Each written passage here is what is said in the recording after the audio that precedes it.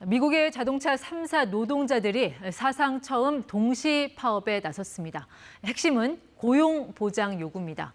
전기차로의 대전환 시대에서 맞는 자동차 빅3 동시 파업의 의미, 김광석 한국경제산업연구원 연구실장과 살펴보겠습니다. 시장님 어서 오십시오. 네, 안녕하세요. 이 전미 자동차 노조, 이 네. 단체가 갖는 상징성도 있겠고요. 네. 자동차 그 대표 3사가 한날 한시에 동시에 파업을 벌인다는 거. 이 네. 파급력을 우리가 어느 정도로 예상을 해야 될까요? 일단 미국 경제에서 자동차 산업은 대략 GDP의 3%가량 차지합니다. 굉장히 큰 산업이라고 볼 수 있고요.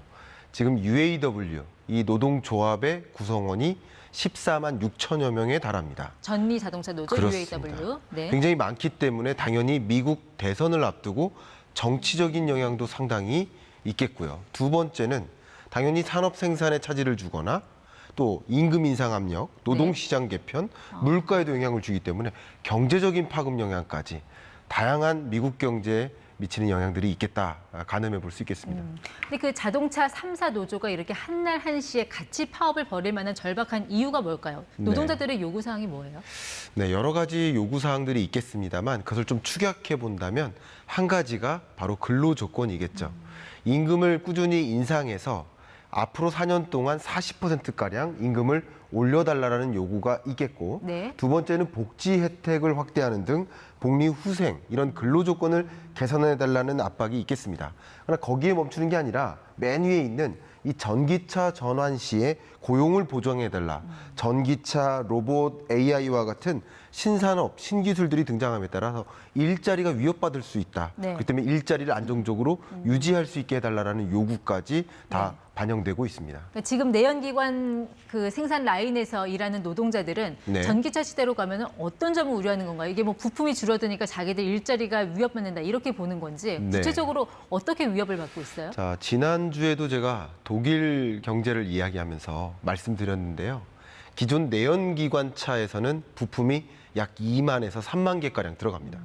전기차에 들어가는 부품의 개수는 15,000개에서 18,000개로 줄어듭니다. 네. 당연히 많은 중소 부품사들이 사라질 것을 의미하고 많은 일자리가 사라질 것을 또 이야기하는 거죠. 거기에 더해서 네. AI라든가 또 로봇이라든가 이런 자동화 시스템, 제조 시스템이 도입됨에 따라서 상당히 많은 미래 사회에 일자리가 줄어들 것을 예고하고 있는데요. 네. 포드 자동차 같은 경우는 이미 CEO가 뭐라고 얘기했냐면 미래 전기차 시대에는 지금의 인력에서 40%가량이 사라질 수 있다라는 것을 강조했거든요.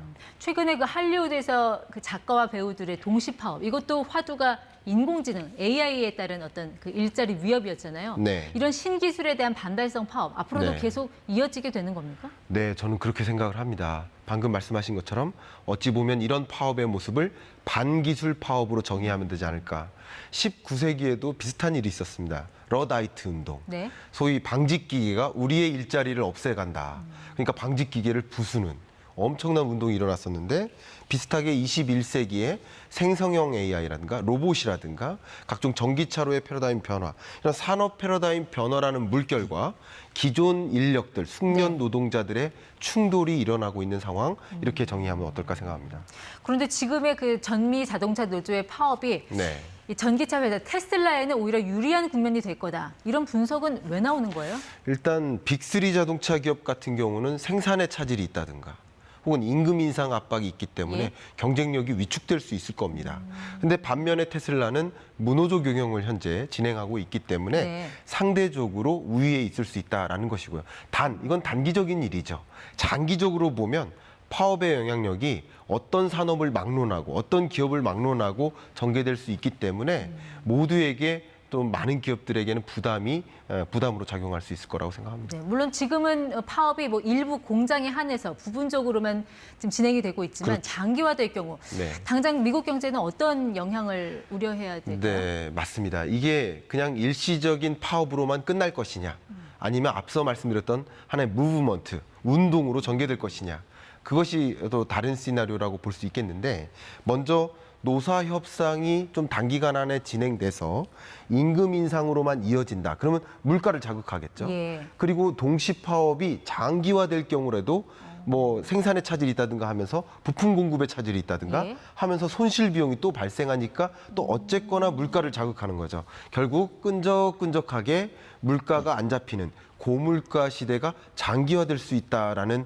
암시를 주고 있는 이런 모습이라고 볼 수 있겠습니다. 당장 이번 주에 미국 금리 정책 결정하는 FOMC 회의가 예정이 돼 있지 않습니까? 네. 파월이 이런 자동차 파업 상황까지 고려를 해서 또 결정을 하게 될까요? 특히 기자회견 같은 데서 이 노조의 파업 문제를 한 번이라도 거론한다면 이게 장기적으로 물가에 불확실성을 준다.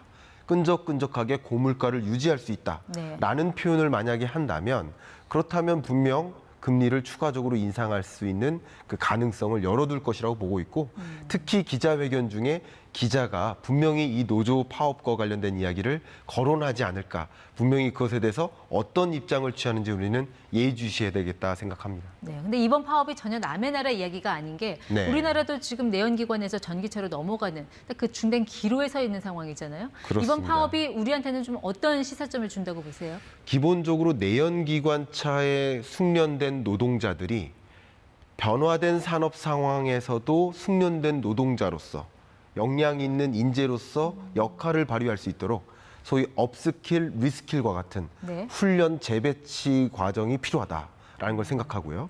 두 번째는 기업도 신산업 패러다임 변화 속에서 얻는 효용이 있을 텐데 그 효용을 분명 노동자들과 분배할 수 있는 시스템을 구축하는 것도 필요하다. 모두가 윈윈할 수 있는 그런 시스템을 구축해야만 이런 신산업 패러다임 변화에 그냥 휩쓸려 물려나지 않을 수 있겠다 이렇게 생각합니다. 산업 패러다임 전환기에 맞는 미국과 한국의 고민 들어봤습니다. 김광석 실장이었습니다.